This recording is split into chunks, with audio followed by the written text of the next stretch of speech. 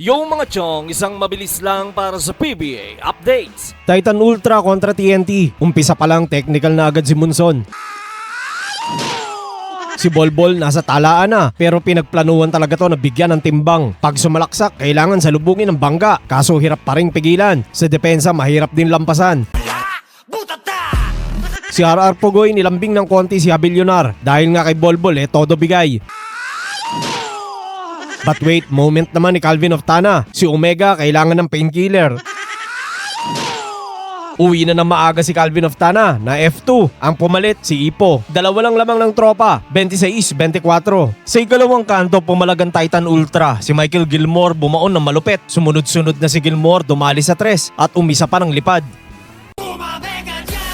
Sa TNT, hinahapit pa rin ni Bolbol ang kanilang scoring. Nang lalamang sa oblo, sa labas meron din siyang binabato. Samantala si Cade Flores muntik mabasagan. Habang si Joshua Munson panay ang kanan. Atakbo ng atakbo, pag-angat, bahala kayo dyan. Nakalamang na ang Giant Risers, 50-48. Sa ikatlong kanto, TNT ang naghahabol. Ang bola dinidikdik na ni Bolbol. Bantay sarado ang ere. Pero si Michael Gilmore bawing-bawi. Mapa 3, 2 o salpak pa. Lamang pa rin ang Titan. 68-66. Sa huling kanto, palitan ng lamang. Si Coach Chot bad trip sa error niya ng batak. Nagsimula kasi dito yan sa hindi natawagan kahit may sumabit pa sa sampayan. Kaya nag-moment muna ang tagamando.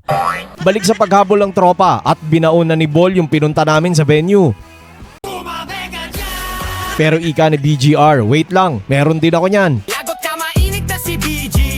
Ang momentum nasa side na ng TNT. May sagot din naman ang Titan pero si Bol nag-50 na. Naibaba ni Gilmore sa 4 na lang. Sumagot si RR Pugoy pero ginalingan ni Joshua Munson sa Gedli. 3 na lang pero after nyan walay na. Ang laro napunta na sa linya. Tapos si Ato Olar naglaro ng banda-banda. At yun na nga, panalo ang TNT. Best player of the game si Bolbol na bumuhat ng 50 with 16 rebounds at 6 blocks. Samantala Malaha Villonar, bahala kayong salubungin si Loldeng. Basta ako focus sa goal.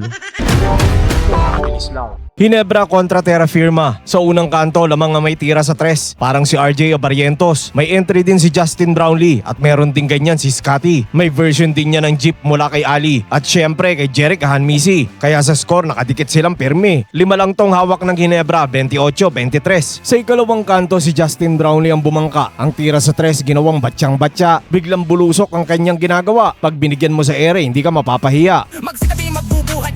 Pero di rin sila makakalas ng basta dahil umaarangkada din ang suki nilang Terra Firma. Ang kakabalik lang na si Hernandez nagpailaw na pero lamang pa rin ang barangay. 56-50. Gandang tignan kapag ganito karaming tao. Mabenta yung kombinasyong Bolbol at Brownlee. Sa ikatlong kanto kumalas ang Ginebra. Si Stephen Holt nag-backshoot sa 3. Sumusundot-sundot ng puntos ang jeep pero ang opensa ng barangay tila mas dumadali. Tanaw na tanaw ni RJ Barrientos si Justin Brownlee. Lalo nang nagkatambakan dahil ang barangay sunod-sunod ang pinakawalan. Si Stephen Holt binitawan ng pang-4 sa 3. Si RJ Barrientos naman nagpasiklab ng version niya sa 4. Yung 6 lang na lamang kanina ngayon etneb na. Sa huling kanto di pa tapos sa 3 ang mga tanggero. Si Justin Brownlee bago ilabas nag-iwan pa ng isa. Dahil nga distansyahan pinasok na ang pangmalakasan. Sa jeans nasa oblo na rin ang pinakasikat na player nila. Sunod kay Mr. Neverheard. Si Steele nakisali na rin sa mga may bitaw sa 3. Ang Terra Firma ayaw pa rin sumuko lalo na si Jerick Hanmisi. Panay ang bugso sa 4. Kaso di na at yun na nga, panalo ang Hinebra. Best player of the game si Justin Brownlee na nag-basic ng 28 points, 9 rebounds at nakalima sa 3. Wala ding turnover. Samantala, sunod-sunod na ang Terra Firma at yung first round pick nagliliwanag na. Hanggang dito na lang mga chong. Maraming salamat. Hanggang sa muli.